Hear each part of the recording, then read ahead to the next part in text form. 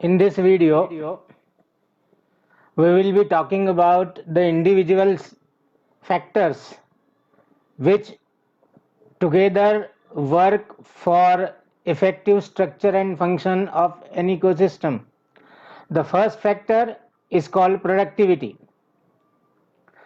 दोस्तों, आप सबको पता है कि एनर्जी के बिना लिविंग सिस्टम का कोई अस्तित्व नहीं होगा।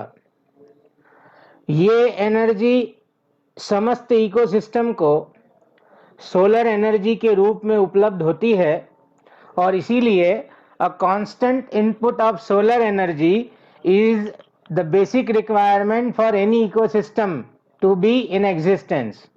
अस्तित्व में रहने के लिए किसी भी इकोसिस्टम को सोलर एनर्जी की कांस्टेंट इनपुट की आवश्यकता आधारभूत आवश्यकताओं में से एक मानी जा सकती है।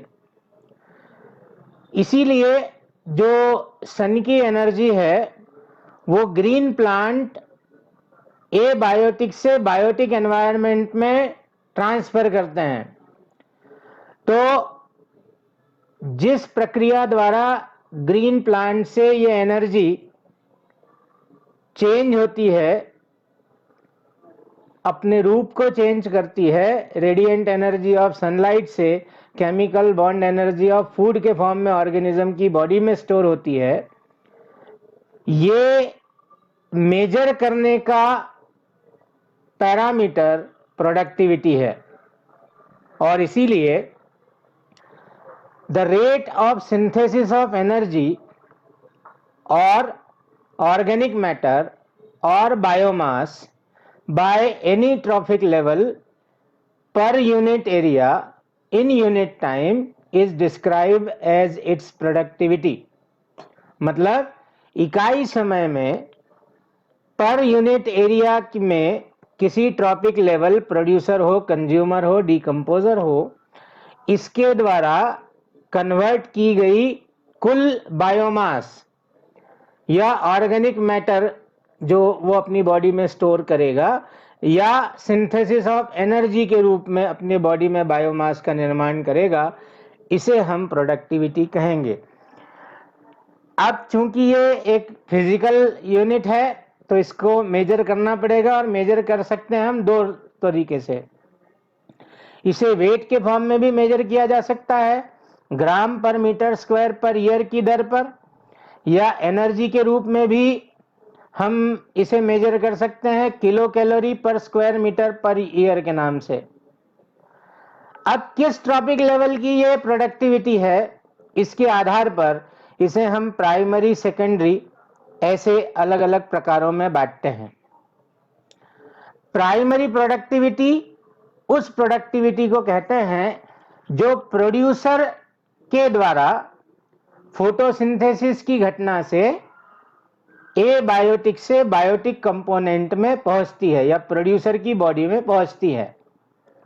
तो primary productivity is due to photosynthesis and it is shown by producers only. अब इसे हम ये समझें कि हमने या किसी भी प्लांट बॉडी ने अपनी बॉडी में ग्लूकोज की कुछ मात्रा फोटोसिंथेसिस से जमा की है, तो अब ये इसे किस तरह से इस्तेमाल करेगा या किस तरीके से स्टोर करेगा। स्टोर करना इसलिए आवश्यक है कि ग्रीन प्लांट के अलावा सोलर एनर्जी के बायोटिक सिस्टम में इनपुट का कोई दूसरा रास्ता इस पूरे इकोसिस्टम के पास नहीं है। तो इसीलिए प्रोड्यूसर को न केवल अपनी आवश्यकता का भोजन निर्मित करना है, बल्कि दूसरों की आवश्यकताओं का भोजन भी अपने शरीर में संचित करके रखना है ताकि किसी भी ट्रॉपिक लेवल पर एनर्जी की कमी ना पड़े। तो इस तरीके से इसका हम दो भागों में बंटवारा कर सकते हैं। एक कहलाएगी ग्रॉस प्राइमरी प्रोडक्टिविटी और एक कहलाएगी नेट प्राइमरी प्रोडक्टिविटी।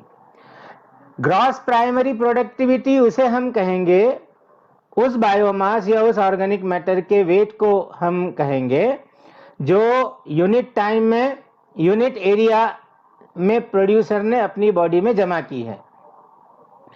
तो जितना फोटोसिंथेसिस से फूड किसी एक प्लांट बॉडी ने यूनिट टाइम में यूनिट सरफेस एरिया में बनाया है, उसे हम ग्रॉस प्राइमरी प्रोडक्टिविटी के नाम से डिफाइन करेंगे। तो total photosynthesis by plant body is gross primary productivity. अब इस ग्रॉस प्राइमरी प्रोडक्टिविटी से बने हुए बायोमास का कुछ हिस्सा ऑर्गेनिज्म अपनी आवश्यकताओं के लिए इस्तेमाल करेगा। अब ये आवश्यकताएं क्या हो सकती हैं? रेस्पिरेशन सबसे बड़ी आवश्यकता है। रेस्पिरेशन इसलिए होगा क्योंकि एनर्जी चाहिए, एनर्जी इसलिए चाहिए क्योंकि मेटाबॉलिज्म चलाना है। तो रेस्पिरेशन जब मैं कहता हूं तो मेटाबॉलिज्म उसमें अपने आप सम्मिलित हो जाता है। ग्रेजिंग और बॉडी के अदर डैमेजेस को संभालने के लिए जो एनर्जी की आवश्यकता होती है, उसके लिए इस एनर्जी का कुछ भाग खर्च किया गया है। तो ऐसा नहीं है कि ये जीपीपी पूरी की पूरी ही एग्लेट्रॉपिक लेवल को स्थानांतरित हो जाए। जीपीपी का एक हिस्सा इस ऑर्गेनिज्म ने इस्तेमाल किया है। तो जो हिस्सा इस ऑर्गेनिज्म ने इस्तेमाल किया है, यदि हम इसे आर मतलब रेस्पिरेशन और इसके साथ सारी अन्य मेटाबॉलिक एक्टिविटीज को भी जोड़ ले जिसमें ऊर्जा लग रही है, जो भोजन से तोड़ करके और फिर निकाल करके इस्तेमाल की जाएगी, तो यदि हम ये जीपीपी में से माइनस कर दें तो हमारे पास वो एनर्जी का पैरामीटर्स खड़ा हो जाएगा जो अगले ट्रॉपिक लेवल के लिए उपलब्ध होगा। मतलब नेट प्राइमरी प्रोडक्टिविटी वो बायोमास होगा जो प्रोड्यूसर से आगे के फूड चेन को कंजम्पशन के लिए अवेलेबल होगा। अब प्राइमरी प्रोडक्टिविटी किन चीजों पर निर्भर करती है? तो किसी एक प्लांट स्पीशीज के पर्टिकुलर एरिया में नंबर पर और दूसरे बहुत सारे एनवायरमेंटल फैक्टर्स पर। अब यहां आपको हम बता दें, आपके एनसीईआरटी का ही ये मुख्य बिंदु है कि नेट प्राइमरी प्रोडक्टिविटी यदि टोटल बायोस्फीयर की देखी जाए तो वो करीब 170 billion tons of organic matter के रूप में परिलक्षित होती है। लेकिन इस 170 बिलियन टन बायोमास का केवल 55 बिलियन टन ओशन में बन रहा है, जबकि वो 2/3 जगह दुनिया में घेरता है। दूसरी जो 1/3 भूमि की सतह है, वहां का ऑर्गेनिक मैटर बन रहा है 115 बिलियन टन्स। तो इस बिंदु से आप पहला पॉइंट समझ सकते हो कि प्लांट स्पीशीज जो इनहेबिट करती है वो किस तरीके से प्रोडक्टिविटी को प्रभावित करती है। समुद्र में प्लांट की अवेलेबिलिटी धरती के मुकाबले कमजोर होती है और इसी वजह से उसका प्रोडक्टिविटी रेट कम हो जाता है। इसके अलावा लाइट की परकोलेशन रेट ओशन में कम हो जाती है, अवेलेबल एनर्जी प्लांट बॉडी के लिए वाटर में कम हो जाती है। तो ये सारे variety of environmental factor and plant species, ये दोनों मिलकर के ओशन की प्राइमरी प्रोडक्टिविटी को लिमिट करती है 55 बिलियन टन पर, जबकि धरती की प्रोडक्टिविटी 115 बिलियन टन की तरफ जाती है। तो ये बिंदु आपकी बहुत अच्छे से अब समझ में आ गया होगा। अब हम चलें प्राइमरी प्रोडक्टिविटी से आगे की तरफ। तो अब ये सेकेंडरी प्रोडक्टिविटी के रूप में होगा। तो कंज्यूमर के द्वारा ऑर्गेनिक मैटर का रीसिंथेसिस किया जाना, जो न्यूट्रिशन की घटना में होगा, उसे हम सेकेंडरी प्रोडक्टिविटी कहेंगे।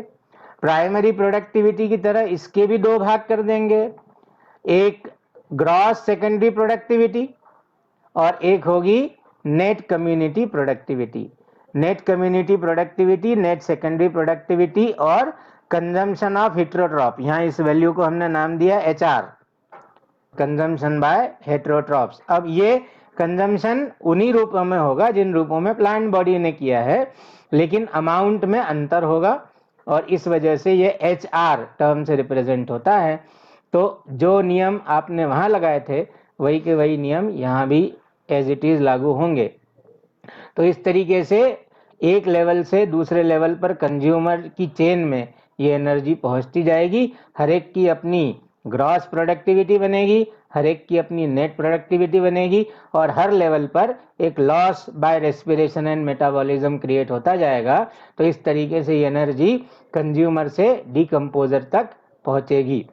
तो एनर्जी का इनपुट केवल और केवल प्रोड्यूसर लेवल पर हुआ है और उसका इस्तेमाल फिर पूरी फूड चेन ने किया है और फूड चेन ने करते हुए अपना कार्य पूरा किया है। और इस तरीके से सारी फूड चेन को अपने एग्जिस्टेंस के लिए, अपने सर्वाइवल के लिए, अपने बायोलॉजिकल वाइटल एक्टिविटीज़ के परफॉर्मेंस के लिए एनर्जी उपलब्ध हुई है।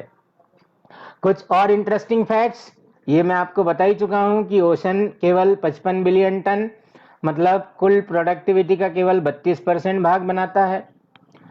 अब सबसे अधिक प्रोडक्टिविटी कौन से इलाके में होगी?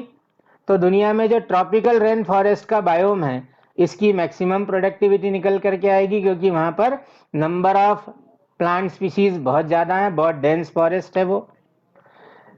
वाटर में वेरी डीप लेक्स सबसे कम प्रोडक्टिविटी का इकोसिस्टम होता है, जबकि वाटर का हाईएस्ट प्रोडक्टिविटी का इकोसिस्टम कोरल रीफ को माना जाता है। कारण वही number of organismal species and depth, ये दोनों यदि कंसीडर किए जाएं तो डीप लेक की सबसे कम और कोरल रीफ की सबसे ज़्यादा। अब कौन से फैक्टर लिमिटिंग फैक्टर के रूप में प्रोडक्टिविटी को रेगुलेट करते हैं? तो ओशन में लिमिटिंग फैक्टर नाइट्रोजन, ये अच्छे से याद रखने वाला बिंदु है। ओशन में नाइट्रोजन लिमिटिंग फैक्टर और लेक में फास्फोरस लिमिटिंग फैक्टर के रूप में कार्य करता है। Inland maximum productivity tropical rain forest की होती है और इसकी वैल्यू बनती है करीब 20 ton per hectare per year, और लोएस्ट प्रोडक्टिविटी बनती है डेजर्ट और टुंड्रा की, less than 1 ton per hectare per year. यदि एंथ्रोपोजेनिक इकोसिस्टम की बात करें तो मैन मेड इफेक्टिव इकोसिस्टम्स में शुगर केन और राइस फील्ड के जो इकोसिस्टम है, जिन्हें हम एग्रो इकोसिस्टम कहेंगे, उनकी प्रोडक्टिविटी सबसे ज़्यादा है। 3 से 4 किलोग्राम पर मीटर स्क्वायर पर ईयर के रेट पर ये बायोमास बनता है और इसीलिए राइस दुनिया के मैक्सिमम पॉपुलेशन का स्टेबल फूड भी बन पाता है। तो इस तरीके से प्रोडक्टिविटी का फैक्टर इकोसिस्टम में एनर्जी के इनपुट को प्रभावित करता है और एनर्जी के इनपुट के साथ ही साथ ये पूरे इकोसिस्टम को चलायमान, काइनेटिक या डायनेमिक बना करके रखता है। तो इस वीडियो के द्वारा प्रोडक्टिविटी का पूरा रोल आपकी समझ में आ गया होगा। अगले वीडियो में अगले फैक्टर की बात हम करेंगे। यदि आपको ये वीडियो पसंद आए तो इसे लाइक, शेयर, सब्सक्राइब ज़रूर करिए और अपने सहपाठियों को भी इस वीडियो का लाभ उठाने के लिए प्रेरित करिए। Thank you very much.